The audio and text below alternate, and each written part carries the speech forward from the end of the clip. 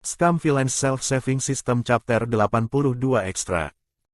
Chapter lain bisa ditemukan di YouTube @bacakan aku.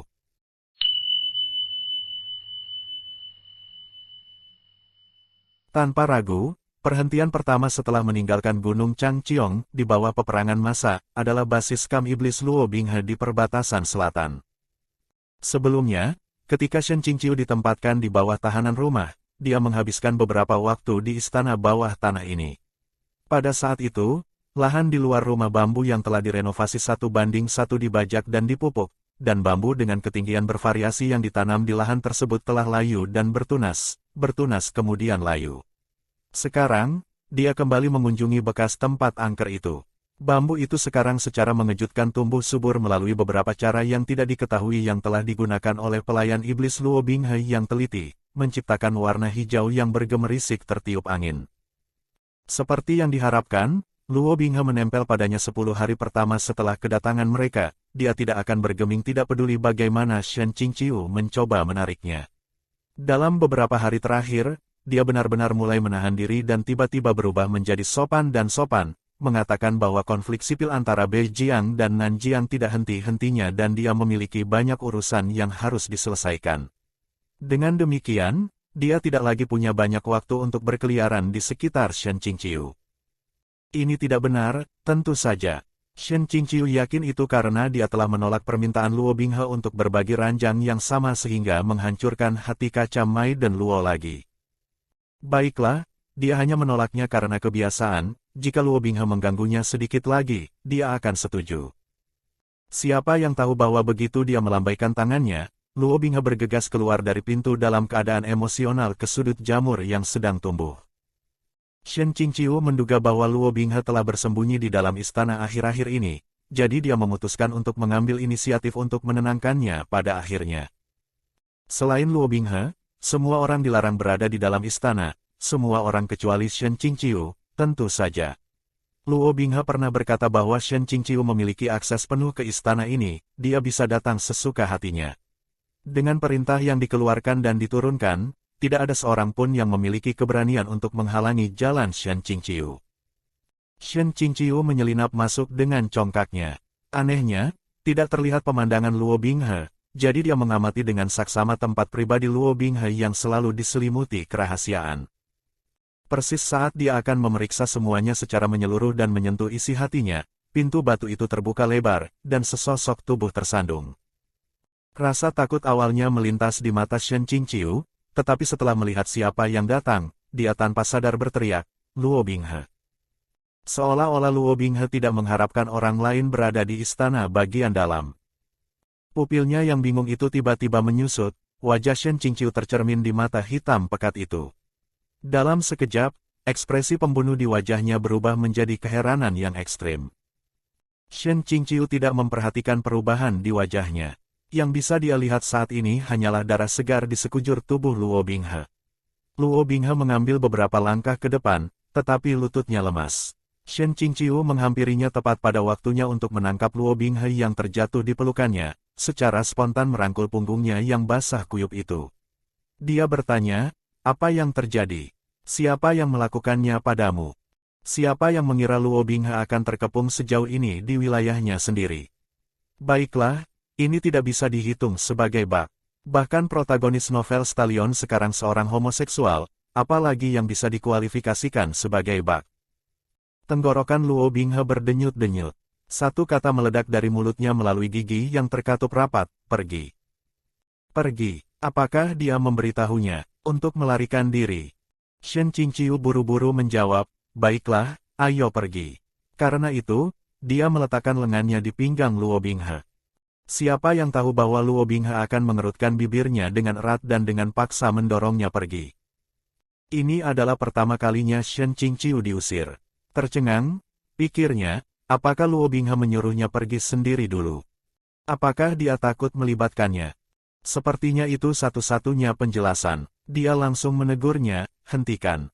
Guru ini akan membawamu kembali ke Gunung Changcheong." Pembuluh darah menonjol di dahi Luo Binghe. Dia berkata dengan suara yang kasar, "Aku tidak akan pergi." Shen Qingqiu mengira dia sedang membuat ulah lagi. "Mengapa kau masih keras kepala di saat begini? Ayo, pergi ke sana dulu untuk bersembunyi. Dia meletakkan telapak tangannya di punggung Luo Binghe. Wajah Luo Binghe tiba-tiba membeku.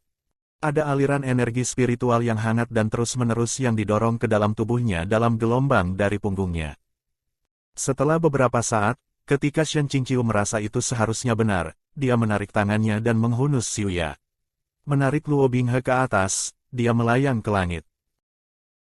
Asal-usul Xiuya adalah puncak Quanjian. Dengan demikian, alarm tidak akan terpicu setiap kali dia menggunakan Xiuya untuk mengakses halaman dalam Gunung Changqiong di luar penghalang perisai. Akibatnya, Shen Qingqiu bisa menyelundupkan seseorang ke puncak Qingqing tanpa disadari. Satu-satunya hal adalah dia tidak bisa bersembunyi dari murid-murid puncaknya sendiri bahkan jika dia bisa menyimpannya dari puncak lainnya. Seseorang sudah berada di dalam tempat tinggal bambu ketika dia dengan sembunyi-sembunyi menyeret Luo Binghe ke sana. Ming Fan, yang memegang sapu, menyapu lantai sambil mengoceh tanpa henti. Ning Yingying, dengan lengan bajunya yang digulung, yang sedang bercincit di atas bangku bambu kecil, membersihkan rak paling atas dengan kain lap. Mereka berdua terkejut ketika Shen Qingqiu menendang pintu hingga terbuka dan masuk. Namun, setelah melihat lebih dekat, mereka langsung berteriak, "Si!" Shen Qingqiu membuat gerakan cepat di atas bibirnya, dan keduanya terdiam. Shen Qingqiu berbisik, "Untuk apa kalian berteriak? Apakah kalian mencoba menarik mereka yang dari puncak Bai San ke sini?" Liu Qingge pasti akan berhasil jika dia tahu Shen Qingqiu telah kembali. Begitu dia datang, mustahil untuk menyembunyikan Luo Binghe mengingat kondisinya saat ini. Harus dikatakan bahwa orang-orang yang paling antusias bersekongkol dan berkelahi dengan Luo Binghe setiap kali mereka melihatnya adalah para peneror dari puncak Baisan. Luo Binghe selalu menahan diri dan tidak berani melawan, menjadi target hidup mereka setiap saat. Bahkan jika dia tidak dipukuli sampai mati, itu masih mengganggu. Mata berbentuk almond Ning Yingying melebar saat dia menutup mulutnya dengan kedua tangan, terus-menerus menganggukkan kepalanya seperti anak ayam kecil mematuk nasi. Ketika dia melihat Luo Binghe berlumuran darah, dia menjauhkan tangannya dan tersentak, "Si Zun, ada apa dengan Aluo?" Luo Binghe melirik Ming Fan, ketidakpercayaan dan kebencian muncul di matanya. Tatapan itu begitu dingin dan tajam sehingga Ming Fan tidak bisa berhenti, tetapi mengencangkan cengkeramannya pada sapu dan menyusut kembali, hampir terjatuh dalam prosesnya. Shen Qingqiu tidak memperhatikan detail ini. Dia membantu Luo Binghe ke tepi tempat tidur dan berkata, "Hanya luka ringan. Kalian berdua boleh pergi lebih dulu. Apakah peralatan medis yang dikirimkan oleh puncak Qianchao masih di tempat yang sama?" Ning Yingying menjawab, "Semua yang ada di sini belum dipindahkan. Semuanya ada di tempat yang sama. Si Zun, apakah Anda membutuhkan bantuan kami?" Shen Qingqiu berkata, "Tidak, guru ini bisa mengatasinya sendiri." Setelah menghalau kedua murid itu, Shen Qingqiu memperbaiki postur Luo Binghe dan meletakkan bantal di belakang punggungnya. Setelah Luo Binghe ditetapkan pada posisinya, dia berjongkok untuk melepas sepatu Luo Binghe. Selama ini, Luo Binghe tetap diam. Ketika Shen Qingqiu menundukkan kepalanya, pandangan Luo Binghe terpaku pada tengkuk putih Shen Qingqiu, tatapannya tak bisa ditebak, dengan kewaspadaan dan kebekuan bermetamorfosis di antaranya. Shen Qingqiu mengira Luo Binghe terlalu lemah untuk berbicara karena luka-lukanya. Setelah melihat dahinya bersimbah keringat dingin, Shen Qingqiu menyiapkan air bersih dan selembar kain lembut untuk menyeka wajahnya. Dia mengambil banyak botol dari peralatan medis yang diberikan oleh Mu Qingfang, lalu berbalik dan mengulurkan tangan untuk melepas pakaian Luo Binghe. Luo Binghe tiba-tiba meraih tangannya. Cengkeramannya begitu kuat sehingga Shen Qingqiu mengerutkan kening, tetapi dia tidak dapat menggunakan tangannya yang lain untuk memukul dahinya. Dia merendahkan suaranya dan berkata, "Berhentilah bersikap keras kepala. Aku akan memeriksa lukamu." Luo Binghe masih menolak melepaskan cengkeramannya. Shen Qingqiu sedang menggenggam banyak pil warna-warni di telapak tangan kirinya, dan dia sudah kehabisan kesabaran saat ini. Jadi, dia langsung memasukkan semuanya ke dalam mulut Luo Binghe. Mulut Luo Binghe dipenuhi dengan lusinan pil dengan berbagai ukuran. Wajahnya menjadi gelap, dan dia akhirnya menarik tangannya. Shen Qingqiu memanfaatkan kesempatan itu untuk membuka pakaiannya. Dia melirik sekilas ke tubuh Luo Binghe, tetapi dia tidak tahu harus mulai dari mana, jadi dia hanya menggunakan sepotong kain lembut untuk mengelap darah dengan hati-hati. Gumpalan energi hitam keluar dari lukanya yang terbuka. Itu bukan luka biasa. Jika tidak, lukanya pasti sudah sembuh karena kemampuan penyembuhan diri Luo Binghe. Shen Qingqiu dengan hati-hati membersihkannya dan bertanya, dari mana saja kamu hari ini? Dengan siapa kamu berduel hingga berakhir dalam kondisi ini? Tidak sekalipun Luo Binghe mengucapkan sepatah kata. Shen Qingqiu menyeka dada Luo Binghe hingga bersih dan meraih pergelangan tangannya untuk mengecek denyut nadinya seperti yang diajarkan Mu Qingfang. Jika kondisinya benar-benar buruk, prioritasnya adalah meminta Mu Qingfang untuk melihatnya, dia akan memikirkan sisanya nanti. Saat dia memeriksa denyut nadi Luo Binghe, dia melirik ke belakang tangan dan dada Luo Binghe. Perasaan aneh yang tidak nyaman merayapinya. Dia memiliki perasaan samar bahwa ada sesuatu yang salah. Seolah-olah ada sesuatu yang hilang.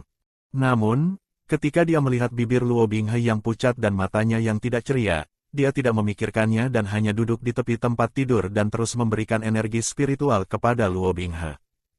Saat energi spiritual perlahan mengalir melalui pembuluh darah Luo Binghe, Shen Qingqiu merasakan otot kaku Luo Binghe secara bertahap mengendur. Dia diam-diam menghela nafas lega dan mengulurkan tangannya, berniat untuk menarik Luo Binghe ke dalam pelukan. Sekali lagi, Luo Binghe melepaskan diri. Shen Qingqiu, yang didorong menjauh untuk kedua kalinya, menyingkirkan kain di tangan kanannya dan bertanya tanpa daya, ada apa lagi denganmu? Mata Luo Binghe penuh kewaspadaan dan kesiapsiagaan. Shen Qingqiu memutar matanya ke dalam pikirannya dan mengecamnya. Pada saat ini, mengapa kau masih mengamuk? Apakah pantas marah begitu lama hanya karena aku tidak membiarkanmu tidur denganku beberapa hari yang lalu? Mendengar itu, ujung mulut Luo Binghe bergerak-gerak. Meskipun Shen Qingqiu sangat marah, dia mengulurkan tangan dan menyentuh dahi Luo Binghe. Dia bergumam, terasa sedikit demam. Apakah kau merasa pusing? Tiba-tiba, suara Ning Yingying terdengar dari luar kediaman. Liu Sishu, kamu tidak bisa masuk. Sizun tidak ada sekarang. Ning Yingying biasanya berbicara dengan suara yang tenang dan manis, sampai terkadang seseorang harus berada di dekatnya untuk mendengarnya dengan jelas. Membuat keributan seperti itu adalah di luar karakternya, jelas bahwa dia mencoba memberitahu Shen Qingqiu, yang berada di dalam rumah bambu. Dia segera melompat dari tempat tidur. Begitu dia menarik tirai, pintu kayu dibanting hingga terbuka. Liu Qingge mengambil 3 langkah ke dalam ruangan, membawa pedang di punggungnya. Dengan satu tangan di belakang punggungnya, Shen Qingqiu berbalik dan menyapa dengan mengangkat alisnya. Liu sedih, kuharap semuanya baik-baik saja denganmu. Liu Qingge langsung ke pokok permasalahan. Ada aturan di Gunung Changqiong. Luo Binghe tidak diizinkan di sini. Shen Qingqiu berkata, aku belum pernah mendengar tentang aturan ini. Liu Qingge menjawab, ini aturan baru. Ming Fan menjulurkan kepalanya dan menimpali. Itu benar, Sizun. Di Gunung Changqiong memang ada aturan seperti itu. Hanya saja, Chang Mensibo belum mengukirnya di batu peraturan. Semua orang tahu tentang itu. Shen Qingqiu menegurnya, diam. Jangan berpikir aku tidak tahu bahwa kau, anak nakal, adalah orang yang memanggil Liu Qingge ke sini. Anak laki-laki itu telah mengagumi puncak Baizan untuk waktu yang lama sehingga dia hanya harus melaporkan semuanya kepada Liu Qingge. Dia benar-benar mata-mata di puncak Qingqing. Dapat dimengerti bagi banyak anak muda untuk mengagumi puncak Baizan, tetapi sangat memalukan untuk berpihak pada orang luar dan mengadukan orang-orangmu sendiri secara diam-diam. Aku akan menanganimu nanti. Setelah ditegur, Ming Fan beringsut mundur karena kesal. Ning Yingying berdiri dengan ketakutan di pintu masuk. Dia masih belum tenang dan menginjak kaki Ming Fan sekuat tenaga, bergumam pelan dan menyalahkannya karena memperkeruh masalah. Begitu keduanya keluar dari kamar, Liu Qingge segera membuka tirai tempat tidur. Luo Binghe dalam posisi setengah duduk di atas tempat tidur. Ada kilatan permusuhan dalam tatapannya, seperti macan tutul muda yang terluka. Dia menatap Liu Qingge dengan ekspresi pembunuh di wajahnya. Matanya tajam dan dingin seperti pisau beku, serta berbisa dan membakar seperti api yang beracun. Tinjunya terkepal, siap melancarkan serangan kritis kapan saja. Shen Qingqiu buru-buru melangkah di antara mereka. Menekan satu kaki di atas tempat tidur, dia melindungi Luo Binghe dan berkata, sedih, jangan lakukan ini. Liu Qingge bingung, dia terluka. Shen Qingqiu benar-benar ingin membungkuk padanya. Dia mengeluarkan napas panjang. Aku tidak akan membawanya kembali jika dia tidak terluka. Liu sedih, tolong tutup mata untuk ini dan jangan mengejarnya. Liu Qingge bertanya, karena dia terluka, mengapa dia tidak tinggal di alam iblis saja? Justru karena dia terluka di alam iblis. Shen Qingqiu berkata, kami memiliki situasi. Liu Qingge menyelidiki, apakah iblis-iblis itu memberontak? Shen Qingqiu memandang Luo Binghe dari sudut matanya. Dia tidak tahu apakah pantas untuk mengungkapkan keadaan alam iblis, jadi, dia hanya memberikan jawaban yang tidak jelas, mungkin. Liu Qingge berkata, dia harus membereskan kekacauannya sendiri. Gunung Changqiong mendukungmu, tapi tidak untuk dia. Luo Binghe tiba-tiba tertawa dingin, yang memperburuk luka di dekat dadanya. Dia mengertakkan gigi untuk menahan rasa sakit. Setelah mendengar seberapa banyak penderitaan yang dia alami, Shen Qingqiu tiba-tiba merasakan gelombang kepercayaan dalam dirinya. Dia berkata dengan wajah yang serius, Liu sedih.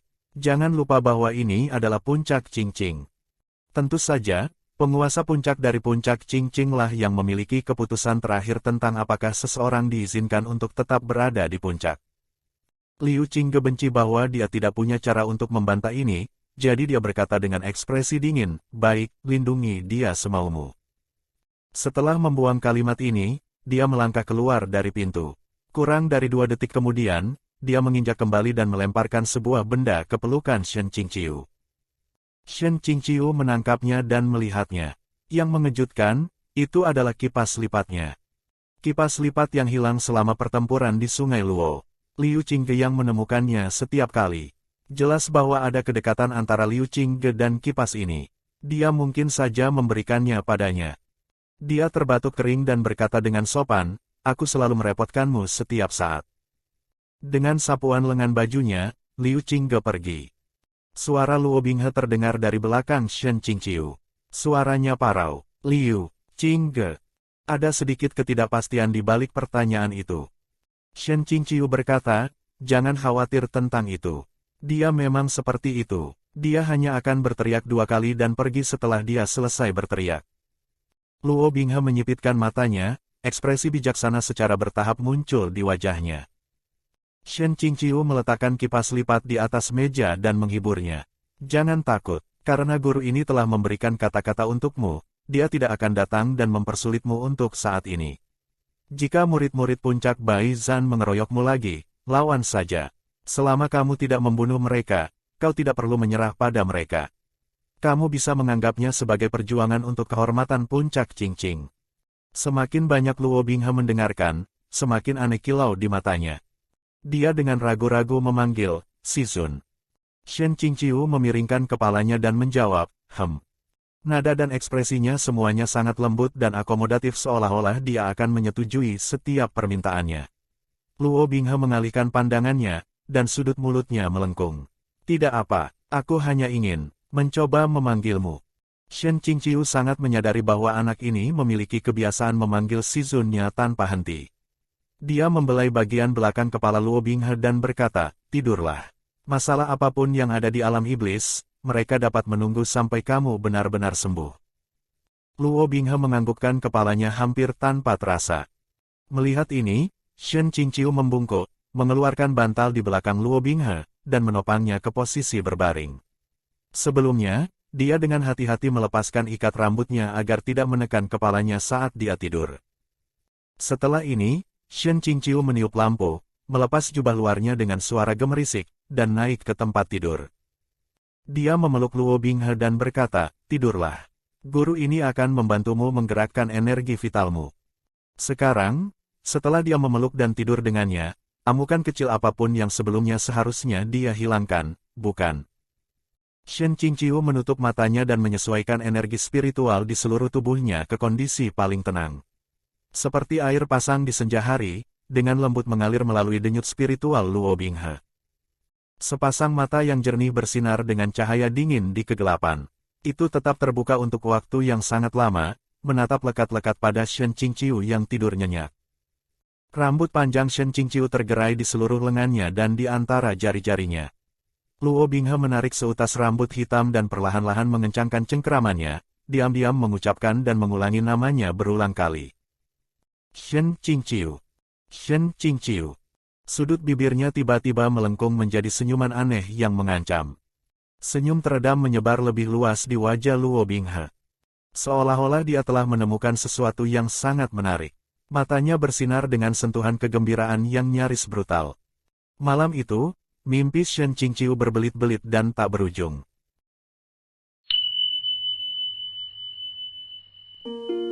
Akhir chapter 82. Jika Anda suka video ini, silakan like dan subscribe akun YouTube @bacakanaku untuk mendapatkan update audio novel lainnya. Terima kasih.